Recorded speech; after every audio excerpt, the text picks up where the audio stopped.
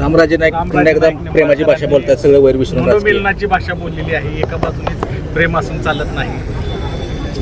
नाही आता रामराजेंना उतार वयात प्रेम झालेलं आहे.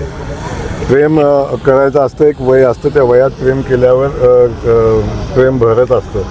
पण मी या निमित्तानं सांगेन, आयुष्यभर लोकांना त्रास दिला, आयुष्यभर सत्तेचा वापर केला आणि लोकांची घरं देशोधडीला लावण्याचं काम केलं.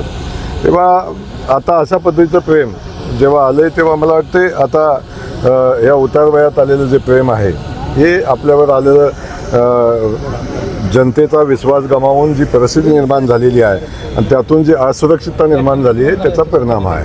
हातबल झाल्यासारखं वाटत रामराजे. मी कोणाला हातबल म्हणणार नाही, त्यांना त्यांचे अधिकार आहेत. शेवटी राजकारणात प्रत्येकाची वेगळी ताकद असते, ती त्यांनी आजमावावी.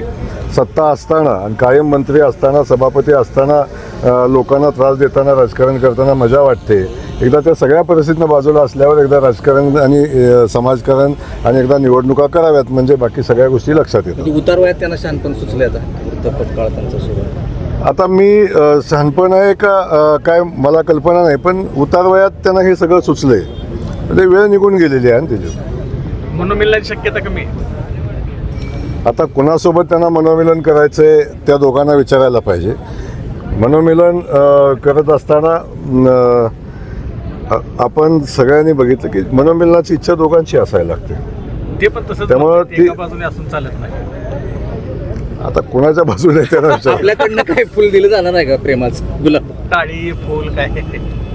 आम्ही टाळी वाजवत नाही, टाळी वाजवतही नाही आणि फुलंही देत नाही. आम्ही लोकांची सेवा करतो, लोकांच्या सोबत काम करतो आणि आम्ही जनतेसोबत राहतो आणि जनता आमच्यासोबत राहते.